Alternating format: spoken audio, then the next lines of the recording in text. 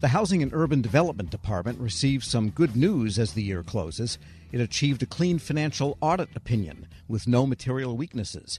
It even won praise from its Inspector General. For how this happened, we turn to the Chief Financial Officer, Vinay Singh. Mr. Singh, good to have you with us. Good morning. Good to be here. And I guess the significant thing is not that this is not the first time. And now, for a lot of agencies, great, we got a first clean opinion. Tell us more why not your first and why not being the first is significant. First is always great, but this is about sustainability and a continued focus on what an unqualified or clean audit opinion means. In addition to, this is the first time without a material weakness. And a material weakness, obviously, is, if there's significant deficiencies over internal controls over our financial reporting. So that itself is significant. In addition, this year, we also hit the timeline of November 15th, which has been eluding us for quite some time. So what it's showing is the sustainability and the ability of our teams to start really leveraging our rigorous processes that we put in place to not only get that clean opinion, to do it on time, to do it removing the material weakness. I mean, this continues to show and should enable the public trust. And for those of us that aren't enthralled by federal finance, which I find fascinating personally, but maybe everybody doesn't. Sure. What is the process by which the opinion is rendered and who renders it? Yes, this opinion, we have an external auditor, Clifton Larson Associates, CLA. In the past, it was done by our Office of Inspector General, our IG, but having a third party, external party, free, independent is critical. So the process is, during the year, they will evaluate our controls, they will look at our processes, talk to management, talk to the programs, and really test whether all our financial statements are free of material errors. Yeah, interesting. And just again, on the civics side of this, you're the CFO, and the Chief Financial Officer has one function, kind of a controller type of function, but then the accounting function is not necessarily within that channel. Maybe just a brief background around how that works. Actually, the accounting is. So the CFO role has several functions, and really getting this clean audit opinion, it does take a village. Financial management, of which Melajo Kubaki is our assistant CFO, runs the core elements of financial management and controls. But the accounting team, where I have Neeta Nigam, who's the assistant CFO there, our systems team, which looks at the financial systems, they all play a role together along with the programs. So the CFO's sole role is obviously financial stewardship, ensuring we do have clean audit opinions. But there's a lot more that happens behind the scenes in a CFO function. Yeah, sure. It's a pretty complex function, and it's been developed almost like a nurturing porridge over the past 30, 35 years or so since the CFO Act. Sure. And you mentioned that this time there were no material weaknesses. Which was the last one to get excised out of here?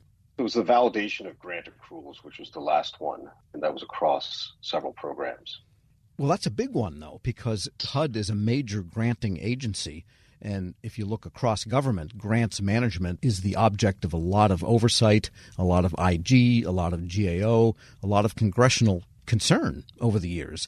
So to not have a material weakness in something so crucial that's also uniquely federal, that sounds like a big deal. Yes, it has been. And the teams have been working on this. This is not like something that happened within 12 months or 18 months of me being here. This goes back to continued management focus on this. HUD has been set up as a decentralized agency where the programs do have their own financial analysts. They put out the grants and we work with them. So it's different than just kind of a private sector organization where you have more of an autocratic, the CFO controls everything. So to be able to do it this way is also, I think substantial because it shows that kind of connective tissue with the programs and the CFO, continuing to build that relationship so that this will continue. It's not just a one-off.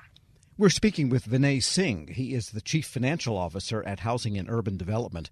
And from the CFO standpoint, sitting in your chair, what are the things, the indicators, the dashboard lights that you watch day to day to make sure that this vast and complicated and very hard to see inside of function like finance and accounting and cash control and all the rest of it is operating the way it should and that nothing horrible is brewing under the surface? Yeah, that's a great question. I have several dashboards that I look at. One around the controls that we talked about, where financial management looks at things like the single audit compliance and other aspects of accounting and looking at balances and receivables. But in addition, it's about kind of some of the compliance around systems. So, one of the other key progress areas that we've made is that all HUD systems are now FFMIA compliant, which is the Federal Financial Management Improvement Act, and we resolved our last system noncompliance. So even getting our systems, and if you're obviously following government, that's a significant piece. We've got budget reports that I look at. I look at something we call the AIR reports around assurance, integrity. There's several key pieces that I monitor daily, some weekly, some monthly, and then have discussions with the team around. I would guess the magic in this is being able to spot things before they turn into material weaknesses or some worse kind of financial leakage, which, they pop up from time to time. Fraud, improper payments, and the like. Correct. And we do have dashboards around that. Our risk team, that also sits in CFO, monitors a variety of risks that we continue to monitor and mitigate. And if you will, you're correct when we say, catch things before they happen. So our teams have really continue to perform readiness reviews and risk assessments, and it's kind of an ongoing process. So it's year long. Even though our financial year is fixed and ends September 30th, the teams are always looking 3 months out, 6 months out, and monitoring what is coming down the pipe. And is there an information technology type of enhancement that can help people? Because many of the financial systems, I think HUD for a while there had some of the oldest systems still running in government. And I think you've done a lot of modernization over the last few years. So it seems like the CIO is a good partner as you're trying to get best CFO practice established. 100%. CIO is fully integrated with us. Our teams all have great relationships and have built processes where we work together. And so that mentioning, our compliance with our FFMIA is critical, but also, financial management overall was removed as a top management challenge for the department, where the OIG has said, HUD has shown that sustained progress. But it does require technology and tools. We have had antiquated and continue to have some that we continue to try to make progress on, but we're starting to leverage, tools that are a little bit more common, such as the BI tools, the business intelligence tools. I know our teams are aggressively looking and using robotic process automation, RPA, and bots, but just the ability to be able to process and transaction, do data mining and data analytics, that's the critical part. That's where I think we started to make progress and why this is the 4th year in a row, because, relying on those older systems, it was very difficult to get comfort for the auditors around what we have. But now that we have more progressive systems, more information showing up in real time or closer to near time, it starts to give comfort and assurance to the auditors that we're understanding our transactions, we're seeing what's happening now, able to monitor the risks that could happen. And it's just that sharing of information, that transparency, and that ability to cut across. And I would think that for a shrewd program manager, in fact, I've told hundreds of them over the years, your best friend in program management can be the CFO, because they can help you be an ally in what you want to get done, but just don't try to do it without them. And so I'm guessing that having full control over financial management and getting that clean audit and knowing your processes are accurate can make you a better and more informed counselor to programs that are trying to find ways financially to get things done. Absolutely. I mean, what HUD's been doing is leveraging these process improvements and those IT resources you referenced to really reduce the monitoring burden on grantees, where the programs can rely on our processes.